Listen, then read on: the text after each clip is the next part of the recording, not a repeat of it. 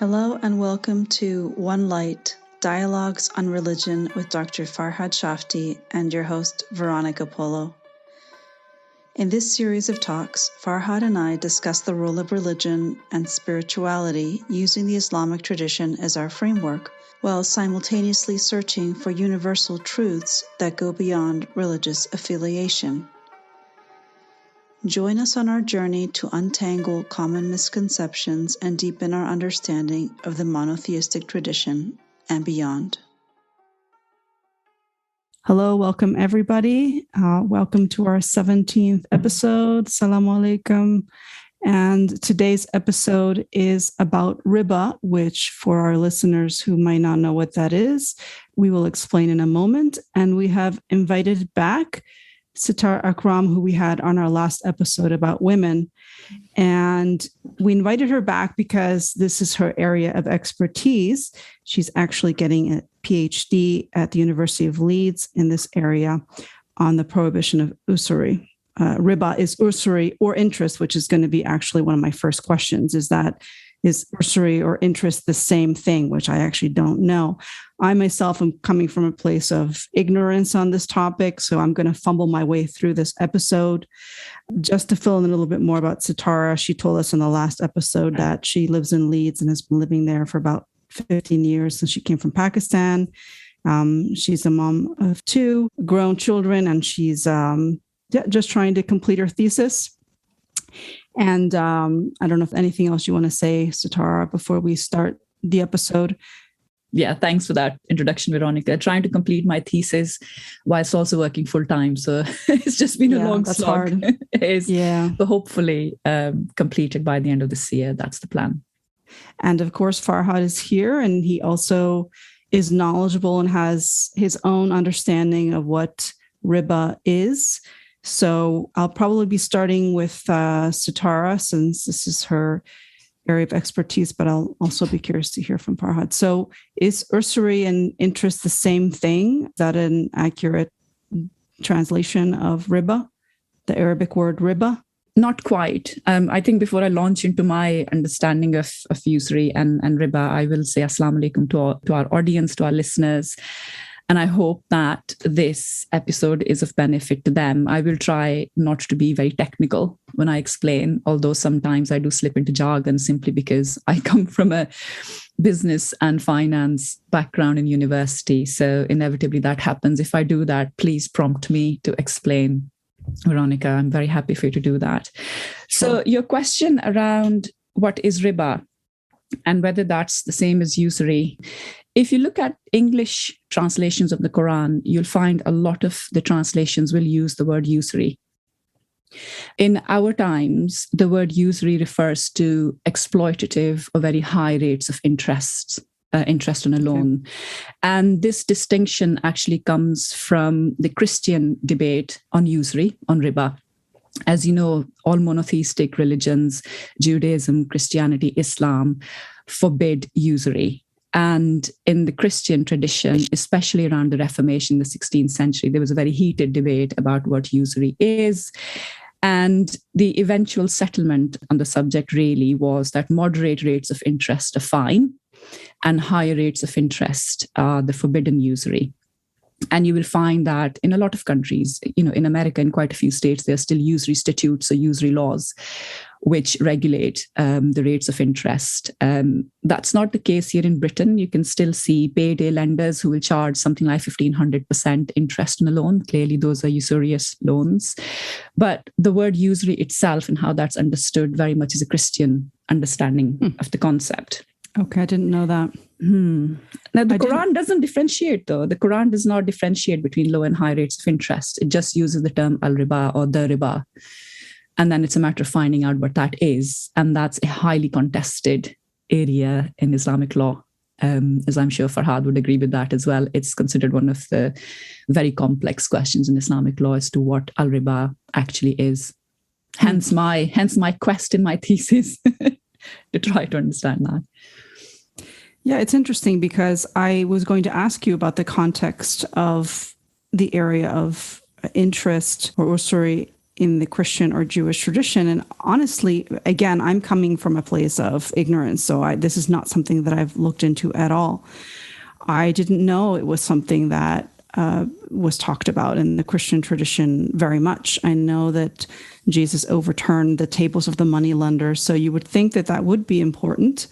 But at least, and maybe just because my context is Christianity in the context of the United States or of Spain. Those are my two countries of context. And it's not something that I hear people talking about very often. So it's not even on my radar, whereas it seems that Muslims are very much concerned about it. So why are Muslims so concerned about it? Or what does it seem like I hear about it more from Muslim circles than from Jewish or Christian circles? So if I can just say very briefly what the Judeo-Christian view of interest-taking is. So Judaism, if you look at Jewish law, if you look at halakhic law, it forbids the charging of usury. And again, it doesn't differentiate between high or low rates of interest. In the Old Testament, in Exodus and Leviticus, you will find verses where God forbids Jews to take usury. And there is very much a link between lending to the poor and lending money and food provisions to the poor as well. So those things are brought up in the Old Testament.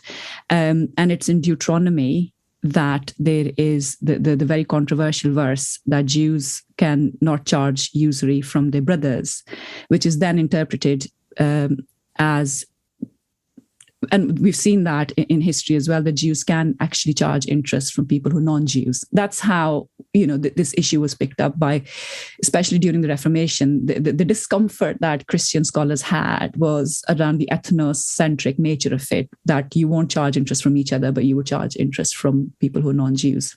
Okay. In terms of the Christian thought, you see very much the canonists, the great scholastics, talk about usury a lot in the 12th and the 13th century. So Thomas Aquinas, for example, has written extensively about usury, and he uses the argument that Aristotle used, from Greek ethics, that usury is the unnatural offspring of money, because money has no intrinsic value. So how can you ask money to grow on its own? That's the Aristotelian argument, which is what Thomas Aquinas builds on. And that very much remained the understanding of the Christian church. And the church has always forbidden usury. Certainly the clergy were forbidden from taking loans on interest or giving loans on interest. There was always circumvention of these laws. Loopholes are found. We find that in the Jewish tradition, that loopholes are found because trade has to continue, commerce has to continue, and credit and lending is an essential part of that. We find the same in Christianity, that people circumvented the law. And actually, we find the same in Islam. There is a hiyal literature on usury. Hiyal is the plural for hila, which means using a legal loophole to circumvent a law. And that was very much allowed in Islamic law. So in other words, Muslim traders and merchants were using loans all the time. Now, whether those loans were exploitative or not is a different matter. So there's very much this, if you look at history of lending, you find that it is impossible to eradicate, if I can use the word eradicate, lending from the economy, because credit is something that fuels economic activity. It's how you regulate that credit. So you see commonalities in terms of the concerns in all three monotheistic religions, and you also see the circumvention of the law eventually happening across history. What has happened, I suppose, in the Judeo-Christian world, and particularly with the Protestant ethic developing around the use of money, is that low rates of interest were accepted. They were seen as absolutely fine. There is no moral or ethical issue raised around low rates of interest. So you see that, where banking, if I can use the word conventional banking or Western style banking is established, nobody talks about interest as a moral issue anymore. Mm-hmm. What we've seen in Muslim lands, and you were asking me about why it is so important to Muslims. I think it has become very important to Muslims. If you look at the compendium of law, almost the codified version of law that you see in India, for example, I'm talking about pre-partition India, which is very much uses the Hanafi school of law. The same way with in the Ottoman Caliphate as well in Turkey. If you look at how they were talking about interest, they were actually regulating it and not eradicating it. So interest was extant in Muslim lands. under the caliphate as well. And what has happened, especially since colonial powers have retreated from Muslim lands, is that Muslims have become very conscious about how they live as Muslims. So you see movements which very much have a political focus, which are about political liberation, establishing a nationhood, establishing your own identity as nations, and then very much a move towards economic liberation as well. And so if you read scholars like Abdullah Saeed, who's written extensively on riba and Islamic banking, he very much points to what he calls neo-revivalists, or Muslim scholars who very much have a political approach to Islam, for whom riba becomes a very important issue. And they are the ones who start writing about it. And then gradually what you see is as their writings become more and more popular, as more and more Muslims read those books, they become more conscious of how they live their lives in the economic milieu. So you have then seen, with the establishment of Islamic banks in the 1960s, and eventually now, the Islamic banking phenomenon has become very well known. And you see Muslims turning towards it more and more. It's very much a sense of, I want to live my life according to divine law, Sharia law. And one of the laws is the prohibition of interest. And so I will turn to banks. Now that an alternative is available, I would turn to banks which I perceive as halal. So it's very much a political shift that we've seen in the last 50 odd years. Right. So I have this article here in front of me that's from Al Jazeera that says that Indonesia's born-again Muslims quit banks for Islamic finance. That's the title of the article. With exploitative interests frowned upon in Islamic law, bankers are quitting traditional banks, creating hiring woes. And then later on in the article, there's an interesting anecdote about somebody that works in the banking industry. It gives the example of a 36-year-old banker who found online articles labeling riba as 10 times more sinful than committing adultery with your mother. And that was enough to persuade him to quit his conventional bank job and move to an Islamic lender. So it seems like legal opinions that you can find online are quite persuasive and changing people's day-to-day motivations. In other words, online legal opinions really have the capacity to really sway the way that Muslims live and act. I don't know if you want to jump in here, Farhad, and weigh in. No, I think it's interesting to listen to Sitara for the rest of her understanding of riba. Let's listen to Sitara. Okay. I think before I give my understanding of riba, and this is very much, I'm still in the realm of speculative theory at the moment. I'm literally writing the chapter where I develop my definition of riba. So I'm not going to give a definitive comment. I think the point and before I come to this, I think the point you've made, Veronica, is my experience as well. I've been teaching the politics of Islamic finance for a number of years at Leeds Uni. And I've had lots of Muslim students in my class as well. And they are very much concerned about things like mortgages, student loans, etc. And are they delving into haram by taking on those loans? So it is a matter of concern to Muslims, to people who do want to live as Muslims under the Sharia or want to follow the Sharia. So it is very much a concern for them. And I think we can come back to that later on in this episode. In terms of my understanding of riba, so when I started out, I'm very honest when it comes to research and very open and transparent about it as well. When I started thinking about riba was 20 years ago, when I'm still in business school. And in Pakistan, I'm talking about, this is the year 1997, 2000. So that's 4 years of my study.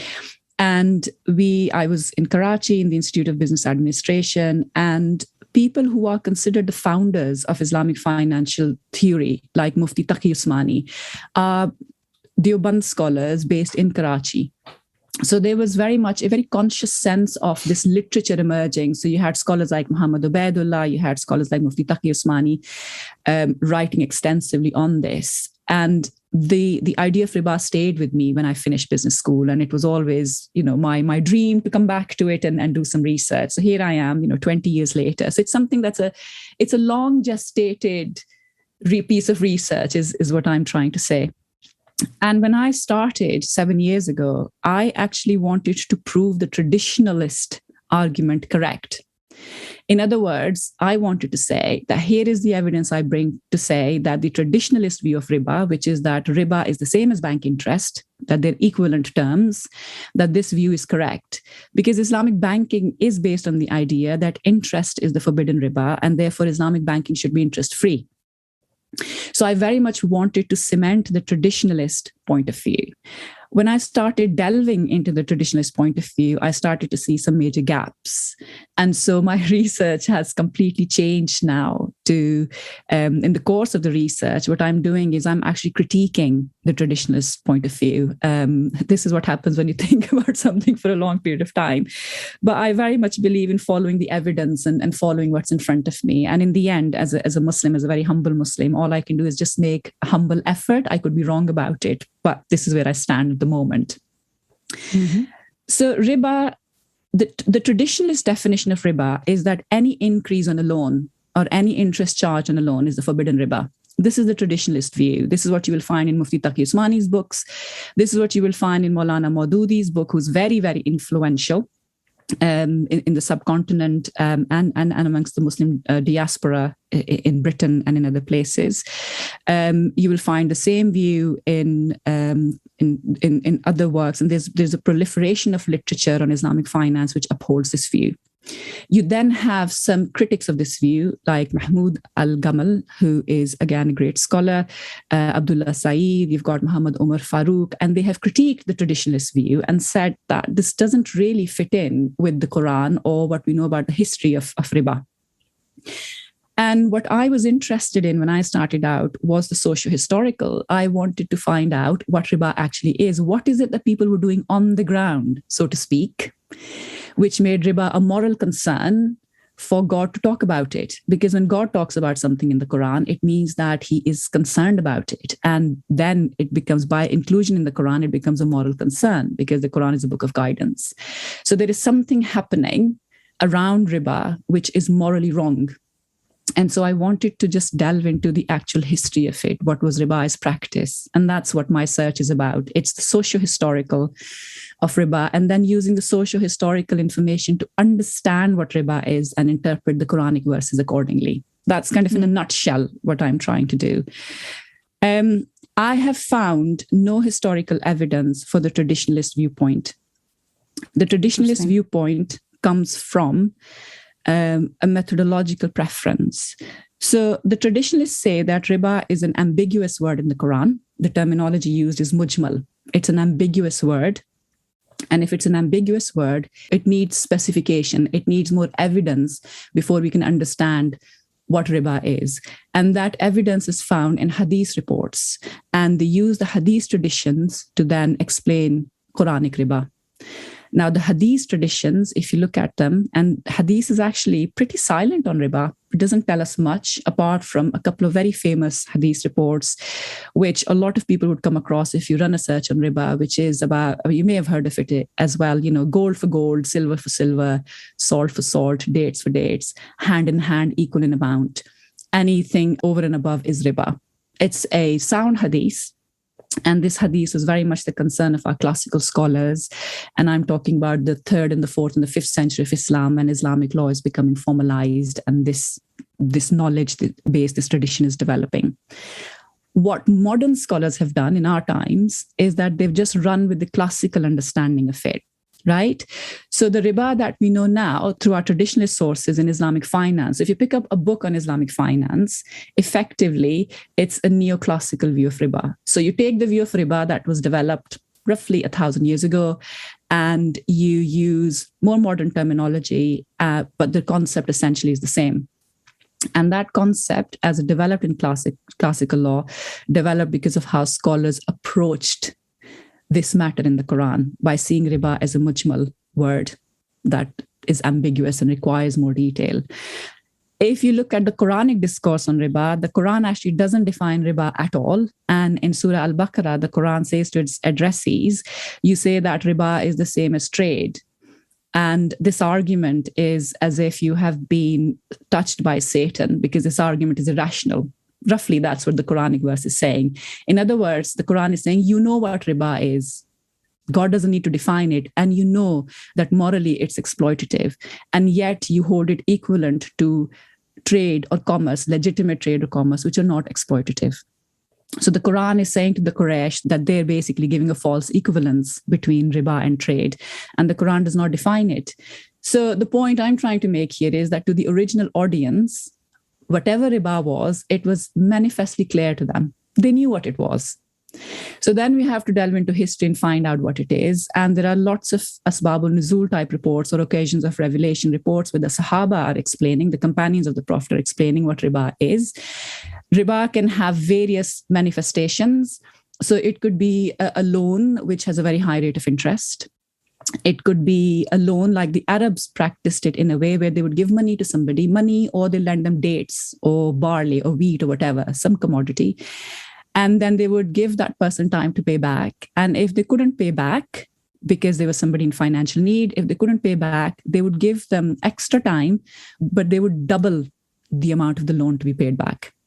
And it's that doubling that the Quran refers to as well. Do not consume riba doubled and redoubled, because that was the practice. That is how the Arabs practice riba, which is different from how the Jews practiced riba, for example, or how, even if you go into the antiquity, if you go into ancient economies, if you look at Assyrian kings like, Hammurabi, who are trying to regulate rates of interest. So riba has been practiced in different forms. The way the Arabs practiced it was by doubling the amount. And this is what the Quran is referring to and saying that this is exploitative. And then saying that if your borrower is in need, then give them time to repay. And if they can't repay, then remit that by way of charity. And in each instance of the mention of riba in the Quran, it is always seen as contradistinct with or opposing charity. So the opposing concept of riba, the opposite of riba is charity. But in traditionalist discourse, what you see is the opposition is built between a sale and a loan. So they tend to focus on the form of the transaction rather than the outcome of the transaction. Because what's happening in those days, pre-Islam, is that anybody who can't pay back is either enslaved, so they go into debt bondage. Their entire family can be enslaved. Their valuable property can be taken from them. If they own any cattle, that can be taken from them. Any orchards, any jewels, any valuables at all can be confiscated by the lender. You see exactly the same thing happening if you look at the Judaic discourse on riba as well. This is what the rabbis are concerned with. And in fact, there is a verse, I forget, I think it's Leviticus, I could be wrong, where God says that if you take somebody's garment as a pledge for a loan, return that garment to them before nightfall, otherwise they'll get cold. So this is how concerned God is. But why I mention the garment is because clothes were very expensive back in the day. Taking somebody's warm garment away from them would create harm for them. And so this is how riba has been practiced historically. And this is what the Quran is referring to. And that is very different from how our classical law has dealt with riba, which is a matter in sale and types of sale. And a lot of the disagreements between the schools of thought, the Hanafis, the Malikis, the Shafi'is, the Hanbalis, are around what makes a sale a ribawi sale. So you feel as if you're looking at two very different things. The Quran is saying one thing, and then the Islamic law on riba is saying something completely different. And the modern movement of Islamic finance hasn't done that refresh. Again, they haven't done that refresh in thinking, and they've just run with whatever the classical scholars developed. In particular, they use the definition of any pre-stipulated increase on a loan is riba, which is a definition that the Hanafi scholar Al-Jassas developed back in the 10th century. That's what modern Islamic finance movements use as well. So that's kind of where I am in my historical discovery of what riba was at that time. That's super interesting. That really was very helpful. I didn't know a lot of those details. So in the Quran, it seems fairly clear that there was a practice at that time of doubling what was owed, and that's what the Quran was making reference to, and not a percentage per se, which is a different type of... doubling is a percentage, I guess. Doubling is a percentage, yes. I'm glad you mentioned that, Veronica. I think that's a very good question. The Quran is not concerned about percentages. I think the reference to doubling is both technical, and factual in the sense that that's how the Arabs practiced it. But that's one example of how riba can be practiced. I think the reference is also allegorical, because in the same verse, God says that which you give in charity grows very fast as well. So the doubling and redoubling is to do with the growth of the liability and what's owed to a lender, not necessarily that it's a 200% interest rate, because the moment you pin that down to 200%, what you're doing is you're stepping away from the moral concern of the Quran and actually just turning it into a technical concern around percentages. Right, because there's a whole metaphysical dimension here. So Yes. what happens when you take and then take more, you are taking advantage of that person. It's like a negative absorbing energy, as opposed to giving or being compassionate with the other person, understanding the nature of that person's problem, and then understanding that you will get benefit from helping that will be on a spiritual level, not or on a karmic level, if you want to use that word. Yes. But it won't happen through exploitative means of oppression. That's right. So the Quran's, and this is where, Fazl Rahman talks about, and he gives pivotal importance to this verse. And Fazl Rahman had in his paper, Riba and Interest, it's an excellent paper. He wrote it back in 1964. And he's again critiquing the traditionalist point of view on riba. And he talks about doubling and redoubling. For him, it is significant in terms of his definition of riba, because he says that it's a fixed rate of interest and it's an exorbitant rate of interest, which is what the Christian idea of usury is. But the Quran is referring to doubling and redoubling more as a cultural reference, because that's how the Arabs practiced it, not because the rate has to be 200% for interest to become riba.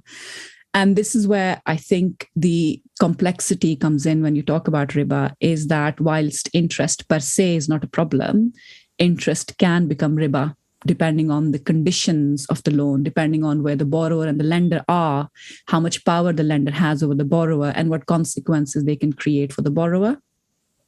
So in the Prophet's time, the consequences that we're seeing is that people are ending up in debt bondage for generations on end. They are enslaved. They can't pay back their debts. In medieval Europe, in Britain, you know that there were debtors' prisons. So people who didn't pay back their debts were thrown into prison for a long time. We know that property was confiscated.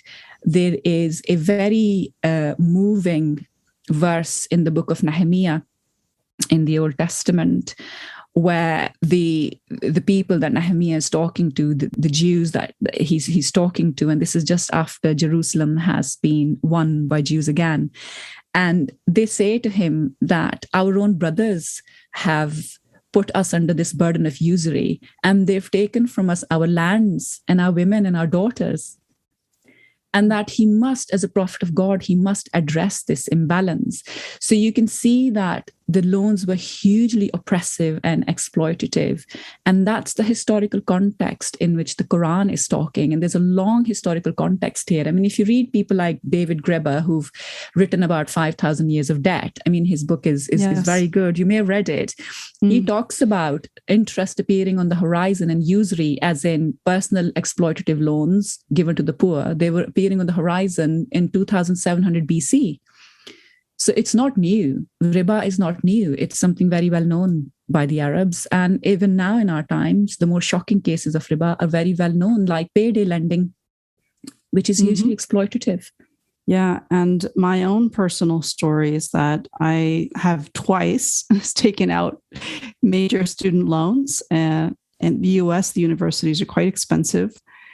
And my master's took me a decade and a half to pay off. And during that time, I felt a heavy sense of oppression. I mean, when I first graduated and I really realized, I mean, theoretically, you should really do the numbers before you start school, but you don't always really truly factor in interest and the true cost of that degree over time.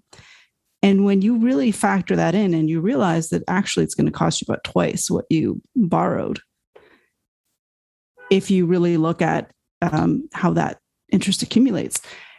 I mean, I really felt a sense of depression for a few years just from the financial burden of that. And that's not uncommon. You have a lot of people in the US experiencing that and having to delay starting families, buying a house, just because of these exorbitant loans. And it's something that's talked about, but has not really been addressed yet.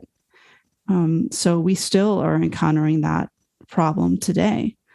And I would even say, and I'm not an expert at all in this area, but if you look into wealth levels, that the level of wealth inequality in the United States and the world over has increased drastically. The disparity has drastically increased. And I can't help thinking that interest may be a part of that. So I think this issue is still relevant, but I think it's about approaching it in a nuanced way, not in a black and white way, which is what oftentimes happens, a reductionist way. Yes, I agree completely. And actually, in my literature review, this is exactly the point I'm making, that it's been approached in a very reductionist manner, which means that we basically make ourselves bereft when we try to understand the moral concern of the Qur'an. It's interesting you've mentioned student loans in America. Student loans in America are different from student loans in Britain. Obviously, I know more about student loans in Britain. And I do get approached by Muslim students every year who are very concerned about taking out a student loan to study here. And, in England and Wales, you have to take out a student loan to study. Scottish students studying in Scotland don't have to pay a fee, so they don't take out a loan. And there is a positive rate of interest on these loans. But the difference is, and this is where it becomes nuanced, the difference is that in Britain, the student loans have got a lot of safeguards built into them. Now, one of the safeguards is that you only pay if you earn over the salary threshold, which is set at the average annual salary that you would expect a graduate to get. So that's roughly £27,000 a year. So if you earn more than £27,000 a year, then you pay back the loan, and you pay it back at a lower rate of interest than, let's say, if you were earning £50,000 a year, at which point you would be paying a bit more into the system. So there's a safeguard in there. We know that about 50% of the students actually never pay back the loan because they don't earn over and above the £27,000 because their earnings don't go above that threshold. So they don't repay. So the loan payments are not triggered, basically. It's like a graduate tax. It comes out of your income when you paid. That's how the loan is generous, which is very generous. So because those compared to the United States. Oh, absolutely. So because of those safeguards being built in, I always say to Muslim students here that these loans they do not resemble the loans that the Quran is talking about because of the safeguards that have been built in there. And Muslim students shouldn't stop themselves from studying at university because that's what helps them not just broaden their horizons, but that actually it helps the uplift of the entire community. And in Britain, a lot of Muslims belong to working class backgrounds. And I'm not saying this in a judgmental way at all, but there is socioeconomic deprivation amongst Muslim communities here in Britain. And so going to university and getting a job as a graduate is hugely beneficial to the community. So we shouldn't be judging the student loan as haram because it is not. It is not the type of loan that the Quran is talking about. And the exploitative elements in the loan have been taken away by the government by creating those safeguards, which means that the loan is only paid back if you have the capability to pay it back, which seems fair. I mean, in any case, from a purely ideological point of view, I think that education is a public good and higher education should be free. That's my political view of the matter. But that's not where we are in terms of government policy. And so we have to deal realistically with the situation that we face in Britain. Neither do those loans affect your mortgage application in Britain. And the government is not going to send court bailiffs to your door and take your car and your TV away to pay that loan back. So it is not an exploitative loan. It's not the ideal way of funding the system. That's my political view. But as a loan, it's not exploitative. So it's quite different from how loans work in America. Mm-hmm. Interesting. Very interesting. So Farhad, you are a professor and lecturer at the University of Glasgow. Do students ever come to talk to you about this issue? I mean, not in university, but obviously on the Exploring Islam website, of course, I keep receiving questions about interest, which I sometimes answer. what you said, Veronica, about the situation in the US was also news for me. I didn't know about the situation of student loan in the US. My understanding of student loan is and was based on the UK situation that Sitara explained, which I totally agree is nothing close to what Qur'an refers to as riba. I think what Sitara said was very, very helpful.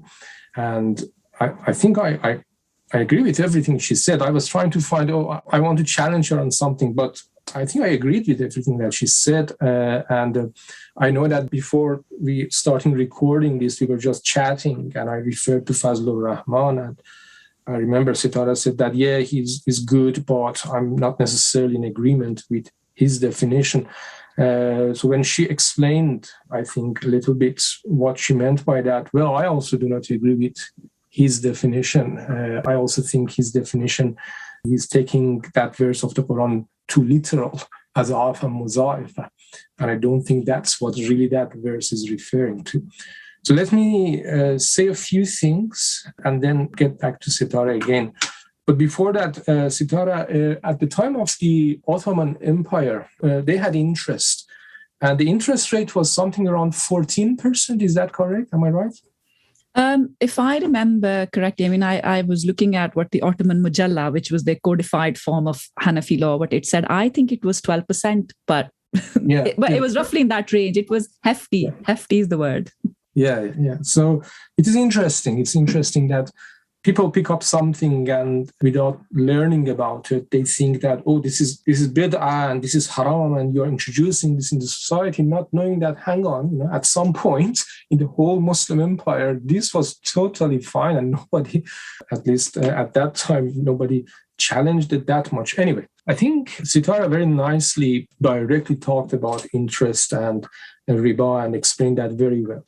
I don't want to repeat that. The only thing I would say is that for people who are interested, Islamic Banking and Interest, a study of the prohibition of riba and its contemporary interpretation by Abdullah Saeed, would be a good book to read. Although, unfortunately, I don't know, for some reason, if you want to buy it, it's very expensive, but you should be able to find it in some libraries. And of course, there are lots of articles about this that you can find. I want to approach this from a more macro level. And basically, I think the question we need to ask ourselves is this. Number one, is the Quran a book of regulations, a book of law? Or is it the book of morals and morality? Or is it both of them? I think if somebody says Quran is the book of regulations, I'm not sure if anybody would agree with that. Surely Quran is more than that. So the answer could be either that the Quran is book of regulations and morals, or the Quran is book of morals, and then on the basis of that morals, there are also some regulations.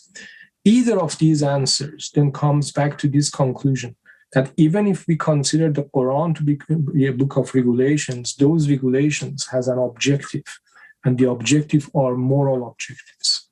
The wisdom behind the rules of the Quran are moral wisdoms. Goes back to the concept of tazkiyah, which is purification. And why do I say that? Because the Quran says in Surah Al-Shams that قَدْ أَفْلَحَ مَنْ زَكَّاهَا. So the success is going to be for the person who purifies himself. So the Quran makes it clear what is one thing that we need to concentrate on, and that is tazkiyah.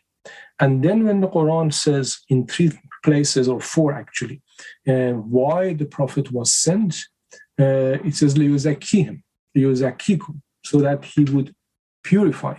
Yes, it also says to teach and to deliver the verses of the Quran to you and to teach you kitab and hikmah, but all of that would be for one reason at the end, and that is tazkiyah.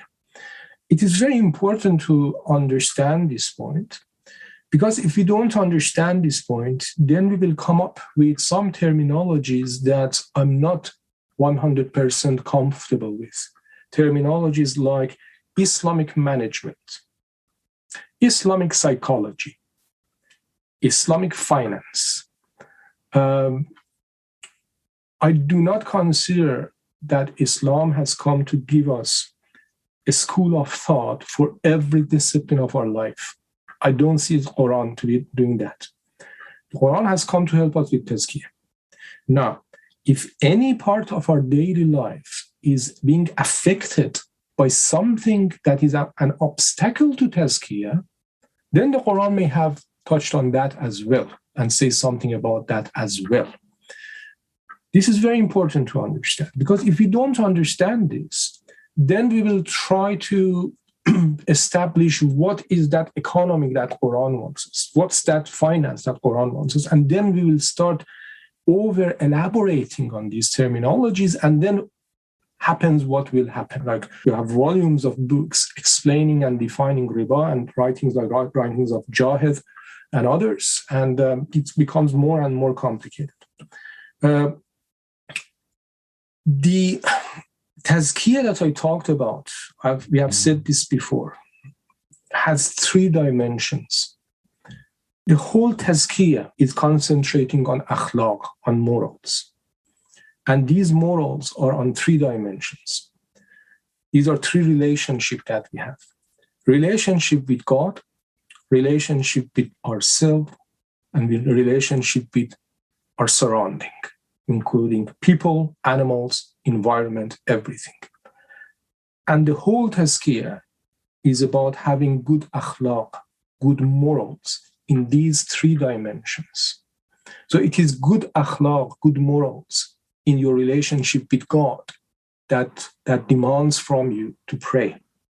It is good akhlaq, good relationship with yourself that demands from you to not engage in inappropriate relationship, for instance. And it is good relationship with others that demands you not to oppress them, not to exploit them. So on that basis, you may actually say that all the directions of the Quran are about akhlaq. See, if I had not mentioned the dimension of relationship with God, one could challenge me and say, hang on, how does namaz, prayer, what does that do with akhlaq? Well, of course, you can argue that prayer helps with akhlaq with others, but the prayer itself, is it really akhlaq? Yes. If you consider your relationship with God as one of those dimensions, then yes, having good akhlaq, good moral with God would be part of it. So then in these 3 dimensions, if we concentrate on the dimension that is your relationship with others, then you will see that the Quran has given us a number of instructions about how this should be and how this should not be. And all these instructions were based on things that happened at the time.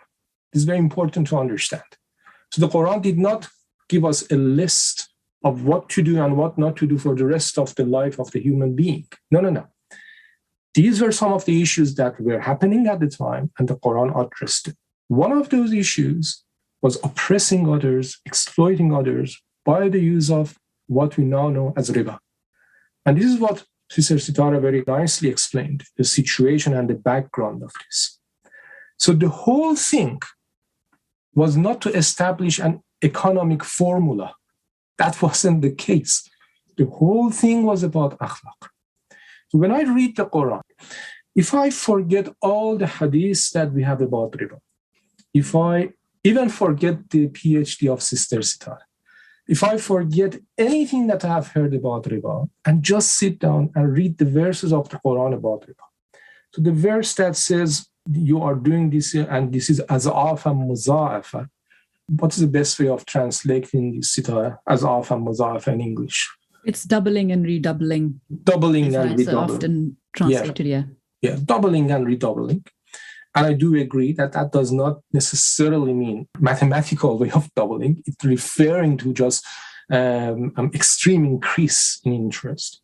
When I read this, when I read the part that says, if you continue doing this, be ready for harbun min Allah wa Rasuleh, be ready to be in fight with God and His Prophet. When I read the verse that says, you can have the capital back, of course, and then it says, La tazlimuna wa la tuzlamun. You will not oppress, and you are not supposed to be oppressed yourself. When I read all this, then I do not consider that student loan that Sister Sitara was talking about to have anything to do with this. I consider it, if there is an oppression going on here, the oppression will be when I say to that student, or if Sister Sitara says to that student, that yes, it is haram, so you cannot get that money, meaning you cannot continue your education. This is it. This is oppression. This is oppression. That is that oppression that Qur'an is trying to stop. And we are actually injecting that oppression because of not understanding what is the main concept behind these verses. So, yes, I think I agree with Sister Sitara. My thinking is that riba, not all interest is riba. Riba is something that creates oppression, exploitation. Also, another thing, and Sister Sitara did not talk about this, I'm interested to hear her views about this, but on the same basis, even if it is riba, I do not consider paying it to be haram. Because when you pay it, you are oppressed. You are the oppressed one. You are not the oppressor. I do not consider paying it to be haram. In one of my writings, I wrote that the only scenario that I can think when paying it may also become haram is a situation like this. Imagine that the states or the Prophet of God are not trying to remove riba from the society. They are trying to remove it. They are introducing new ways of getting money without riba. And then you, instead of contributing into this movement, are insisting in paying interest and in this way keeping alive that corrupted system. Yes, if it is that case, then I can say, yeah, indirectly you can say that you're helping with the system. So yeah, it can be haram. But normal circumstances, paying money, even if it is riba, is not haram because you are the one who is oppressed. Yeah, can I just jump in here? Yeah. That was going to be a question that I had, and I might have run this by you at some point, Farhad, but I have a friend who became Muslim, who didn't grow up Muslim, but she became Muslim, and she wanted to buy an apartment, and she didn't have enough savings to do it. So obviously her other option was to get a mortgage, get a loan from the bank.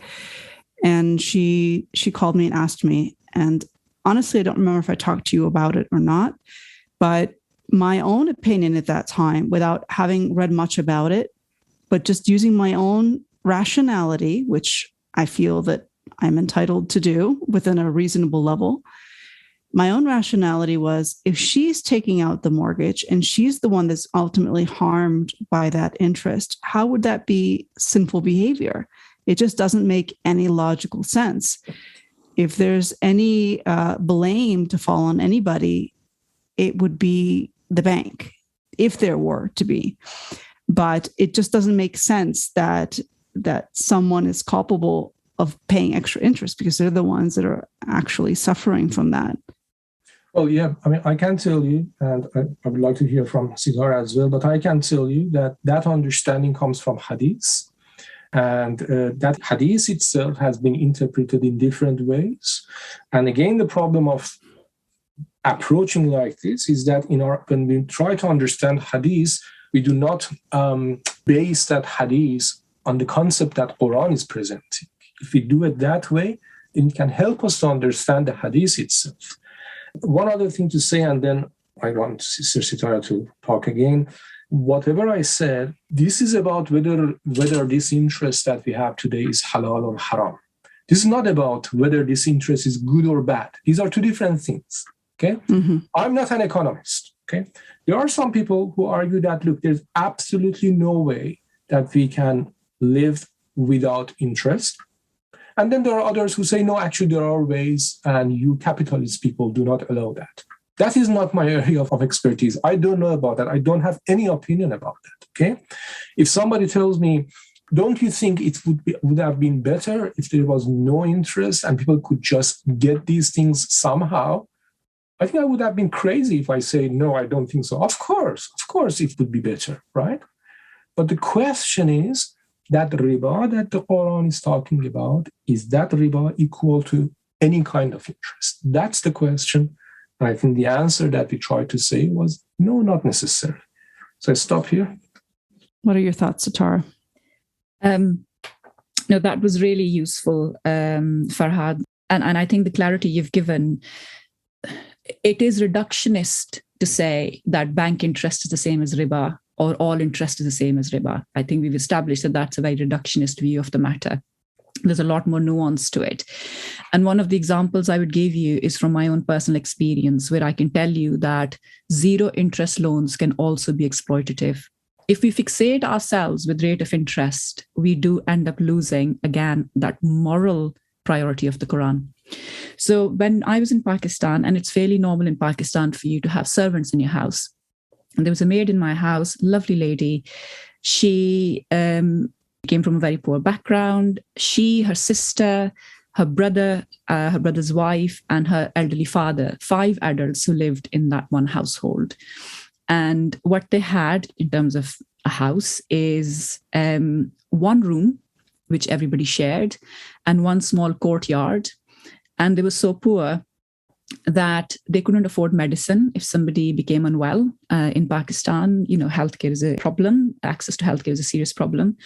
And they had one light bulb in the house, which she used to tell me that they had installed the light bulb in the doorway between the bedroom and the courtyard. So one light bulb would light up the bedroom, the only bedroom they had, and the courtyard.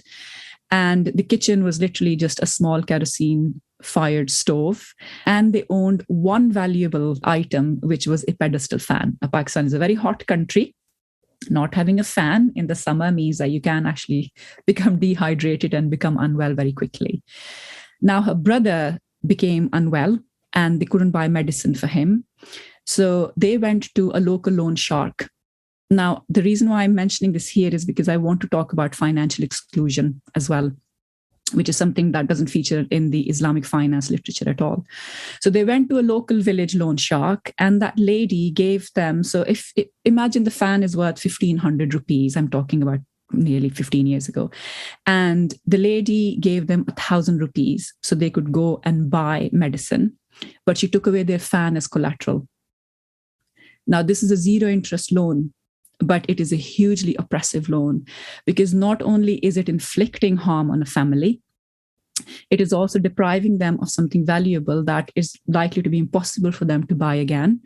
And the valuable that she's taken away, the value of that pedestal fan is far higher than the loan that she's advanced. So if we fixate ourselves on the rate of interest, then we will actually not give consideration to these shocking cases of riba. So just a positive rate of interest does not make something riba. You have to look at the terms and conditions of the loan. You have to look at the circumstances in which the loan is given. So I'm glad that, Farhad was talking about, interest on loans, and just by eradicating interest. I mean, the Islamic banking movement thinks that by eradicating interest, you can eradicate these injustices. No, that's not going to happen.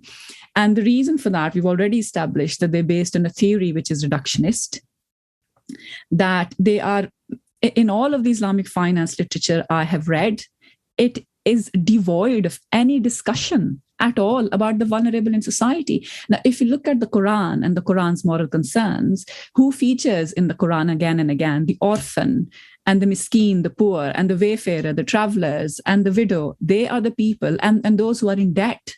These are the people who feature again and again in the Qur'an. This is where God is concerned about the most vulnerable in society. In all of Islamic finance literature, you will never come across examples of the kind of loan that I've just shared with you from my real life experience. They never talk about the fact that in South Asia, you still have tens of millions of brick kiln workers who are still in a state of debt bondage. They don't talk about farmers who need agricultural inputs too, because these are often subsistence farmers. They need wheat, they need fertilizer, they need everything else that goes into the land so you can produce a crop. And they don't get agricultural inputs. And who do they rely on? They rely on these loan sharks. They rely on loans which either have an exorbitant rate of interest or that would lead to severe financial hardship and even slavery for them. I mean, the feudal system in Pakistan is still intact, which is really a form of slavery. And the entire Islamic finance literature is devoid of those discussions. It doesn't talk about financial exclusion at all. So what Islamic banking is, in my view, apart from the fact that it stood on a theory which is not tenable in the light of the Qur'an, it is also something which is very elitist. So effectively, Islamic banking was funded through petrodollars. In the 1970s and 80s, you have oil-producing countries putting huge sums of money into Islamic banks. Islamic banking products are more expensive than conventional banking products. I always say they charge a bit of a taqwa premium because if you're a practicing Muslim, you're going to Islamic banks and you'll pay a bit more. I'm being quite harsh, I acknowledge. And then on top of all of that, they have not removed any financial exclusion. So after 60 years of Islamic banking, nothing has changed in terms of reducing poverty. Nothing has changed in there is no grassroots development. There's no uplift of society.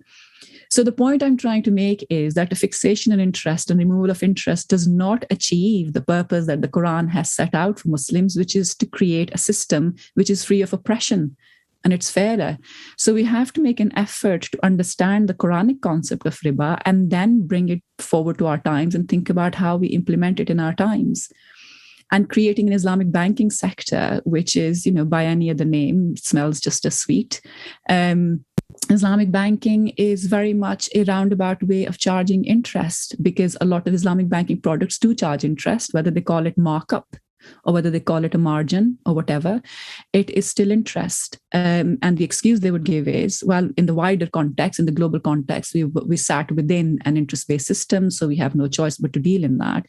The question I would ask is, think about the problems in the global system and how you can eradicate them rather than fixating on the idea of interest.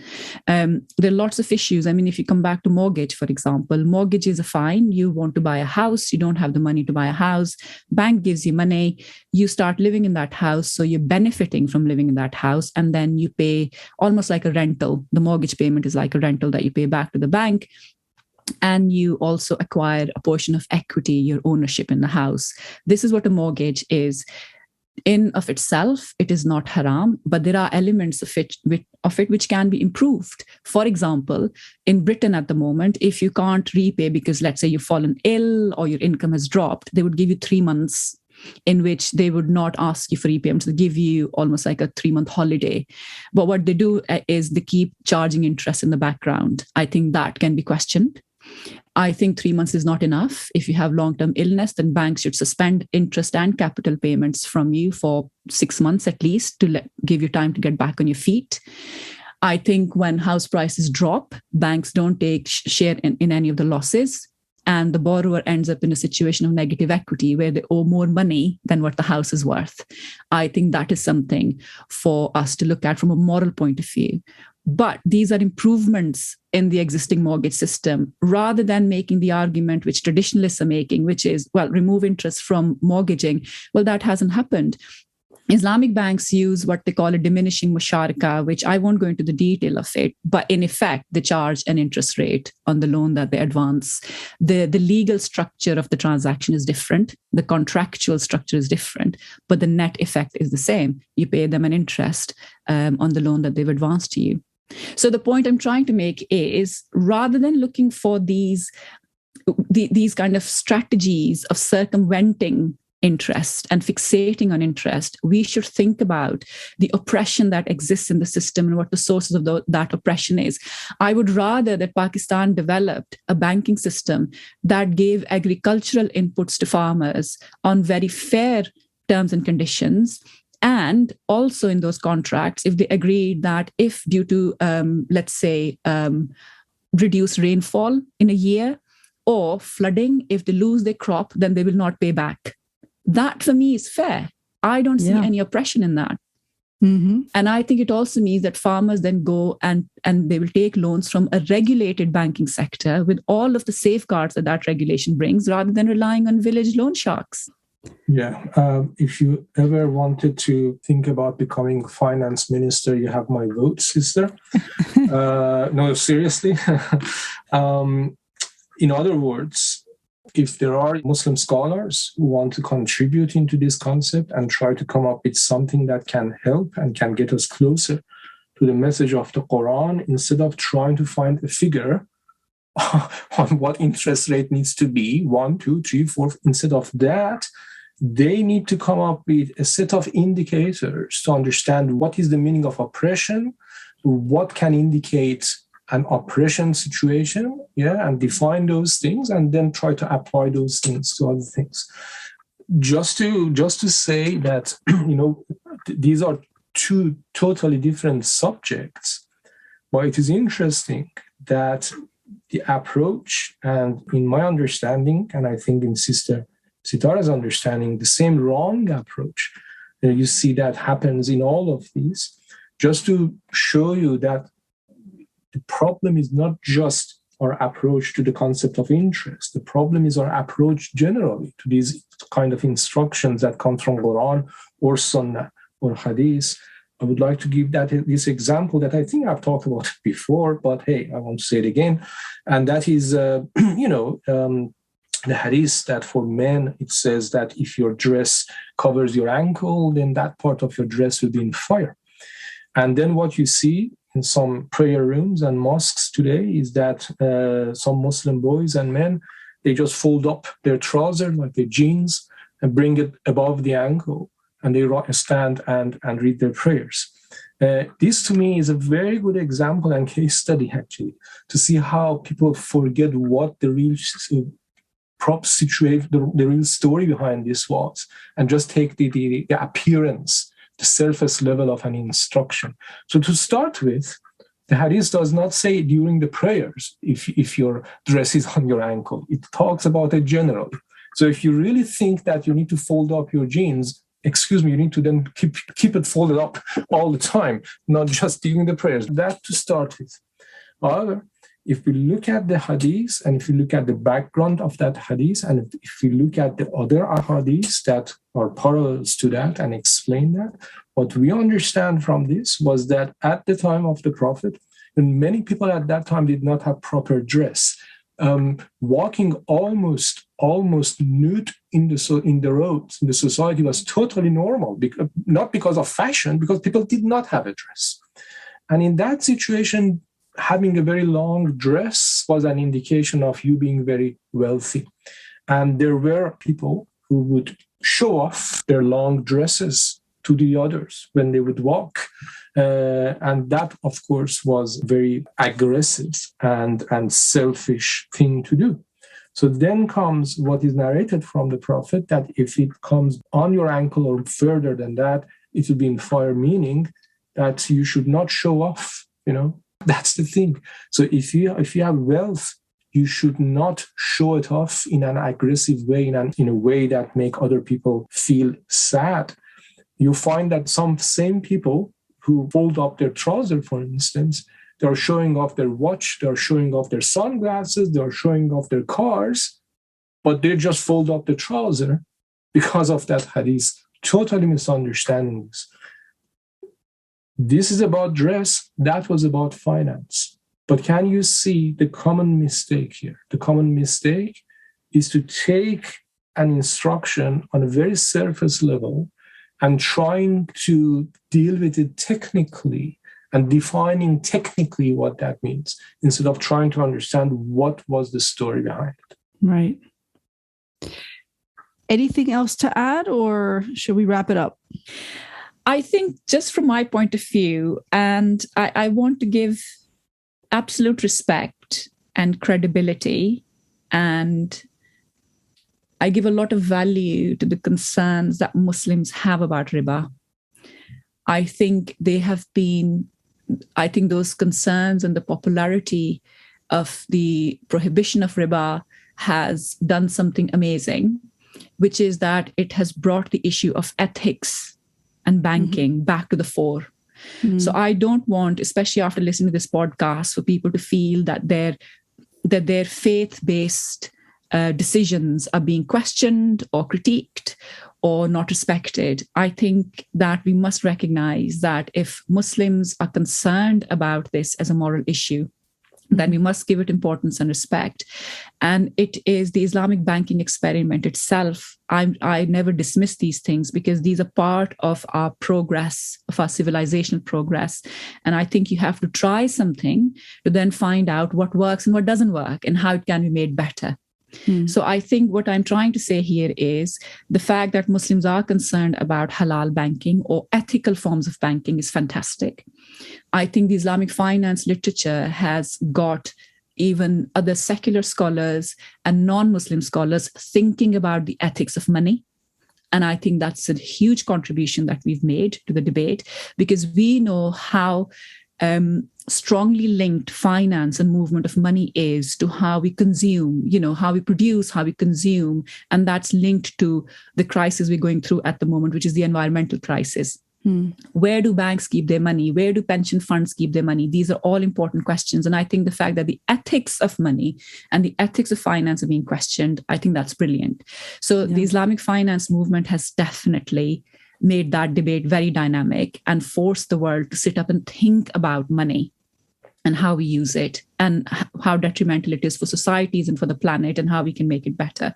So I want to give credibility and a thumbs up to everybody who's concerned about it. Equally, I think Islamic banking needs to up its game. I think it needs to go back to its definitions of riba. It needs to bring nuance and a Qur'an-centered understanding of riba. I think that's what's lacking from a macro point of view. And they need to concern themselves with the vulnerable in society. They need to think about what financial oppression now looks like. In other words, they need to develop some kind of theory of exploitation, financial exploitation. And then they need to think about how they can make credit available. And when I say credit, I mean soft credit, reasonable loans available to society at large to reduce financial exclusion, because that is where grassroots development will come from. I think the disservice Islamic banking has done is that it has made just banking overall haram. And often I hear a lot of Muslim businessmen who have got great entrepreneurial spirit, but they're not growing their businesses because they're afraid to take out a bank loan. And what it's doing is it's stopping development from happening. So I think that by declaring interest haram, they have done Muslims overall a disservice. And we all know that at the moment in the Muslim world, a lot of our countries are still third world economies with very precarious economic and financial circumstances of the majority of population living in those Muslim lands. So whilst I don't want to take a utilitarian perspective, I need to be very clear. I'm not saying that we make riba halal. That's not what I'm saying. And often, when you critique the traditionalist view, you often get this accusation, oh my God, she's making riba halal. That's not what I'm doing. I'm saying that we need to understand the profound wisdom behind the prohibition of riba, that we need to understand the rationale for the prohibition, and we need to understand riba itself more fully, so we can then design a system which would be of benefit, not just to Muslims, but to society, to all of humankind. And that's kind of where I want to leave it. I think we need to up our game. That's wonderful, wonderful summary. And I do agree that there is a wisdom in that what we understand is a prohibition of riba as an exploitative, because I really felt it in my body for a few years, in my mind and my body, when I had that economic burden. It really impacted me very negatively for a period of time. And luckily I was able to get out of that, but some people don't. And so there is a lot of wisdom there. And I do think we need ethics in banking in general and transparency. The world is ever more complex. And I think we have a right to access and participate in that money in a fair way that's serving everybody, not just the people at the top. Yeah, that's right. I agree. And unethical practices, for example, the last credit crunch we had in 2007, 2008, it was driven by two unethical practices. One was to give out mortgages to people who couldn't afford them. And these were high interest rate mortgages. And we know that the crisis spiraled from America. That's where they're called subprime mortgages. And the second unethical practice was what we call the sale of debt, which is that you take lots of loans, you chop them up and you rebundle them and you you then say they're safe loans, which is what American credit rating agencies were doing. So they were mixing risky loans with safer loans, giving them an overall rating that these are safe loans, and then selling them on. Now, this process is very unethical. It creates that house of cards, that fragility in the financial system. So this is the kind of critique that should be coming from proponents of ethical banking. And what I really, really love about this whole riba debate is, from my point of view, is how ecumenical it is. Actually, riba is a concern for the Judeo-Christian scholars. Riba is a concern for Muslim scholars. Ethical banking is a concern for the whole planet.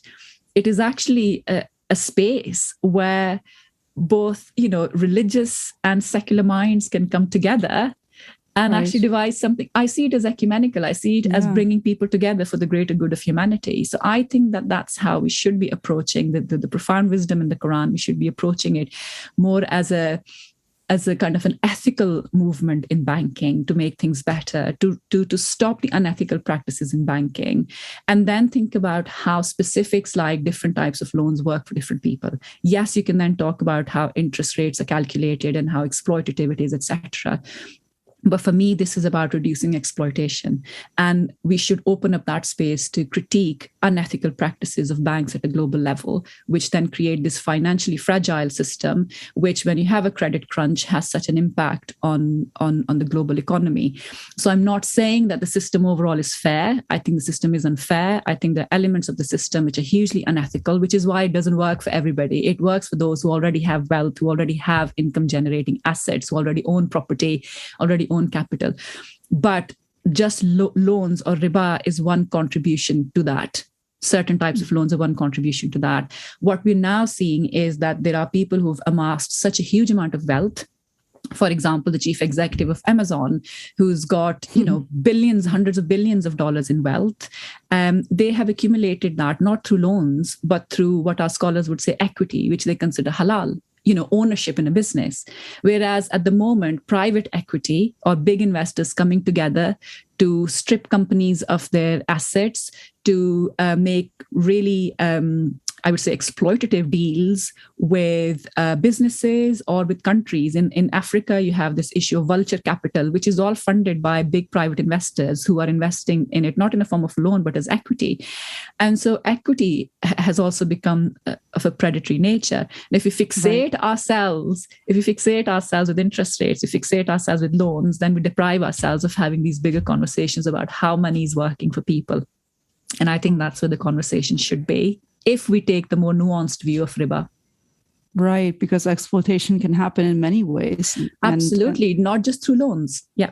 Right.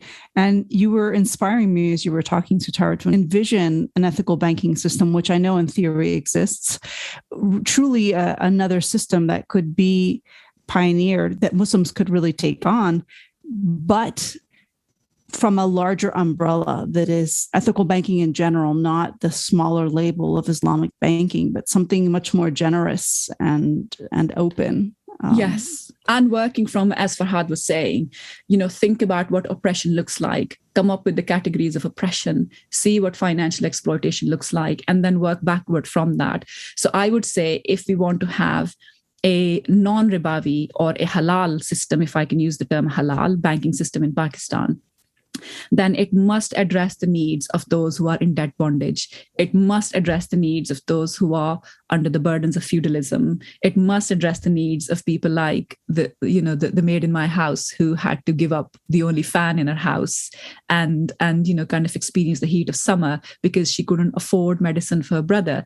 Until those cases are eradicated, and these are the shocking cases of riba, for me, Islamic banking, until that's done, Islamic banking will remain very much an elitist experiment, which is what it is at the moment. So you've got the malls in Dubai and you've got the bonds which are funding all of the construction activity and those big projects, whilst you've got people who are suffering under the yoke of exploitative lending, and we're not freeing them.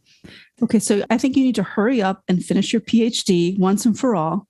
And then you need to go out in the world and, as Farhad said, whether it's become finance minister or something else. But I think you really have a very clear vision and passion, and that you could really not that I'm sure that what you're doing at the University of Leeds is great, but I don't know, Sitara, I could see you really doing great things in the world. Thank you for that.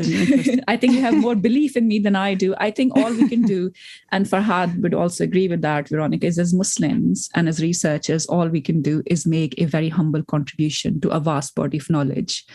Whether that's accepted or not is something we just have to wait and see. But where I'm coming from is, again, my formative experience in Pakistan and of seeing abject poverty. What drives me is my upset over poverty and the kind of poverty you see, which is qualitatively very different from the poverty you would see in Britain, for example. You know, when you say poverty in Pakistan, you're talking about an extreme level of poverty. It's unimaginable. And that's where I'm coming from. And I think what frustrates me is the tendency in traditionalist Islamic thought to just do what we would say casuistic thinking, you know, kind of looking at the minutiae of things and, you know, trying to worry about the forms of a transaction and should be a sale, should be a loan, and then trying to come up with subterfuges when you know, I'm sat here thinking, but we still have poor people who don't have access to credit. They can't improve their lot because they don't have access to money, and they will never have access to that money. And so if a fair banking system with soft loans, which are cognizant, as the Qur'an says, of the borrower's circumstances. So if somebody can't pay back, give them time to pay back. If we can set up something like this, I think we would make a huge improvement in grassroots development. So you can see that that's where the drive comes from, is observing poverty. I mean, I'm a very privileged person. I've not been in that situation myself, but we have seen some shocking cases of suffering due to poverty. And it is a shame then that Islamic banking, rather than thinking about the vulnerable and starting from that, and then thinking about how riba was affecting the vulnerable at the time of the revelation of the Quran, rather than keeping the focus on that, on the socio-historical, they've actually just completely changed the focus to these legalistic views of riba. And that's what we have. The whole literature is legalistic, it's reductionist. Hence, we have not seen any impact on the ground. In my view, we have not seen any impact on the ground. Any closing thoughts, Farhad? No, thank you very much, Sitara. I thought that was wonderful. And I think she summarized it very well as well. So just saying thank you and nothing more. All right. Thank you to the both of you. Wonderful episode with a lot of learning from me in particular.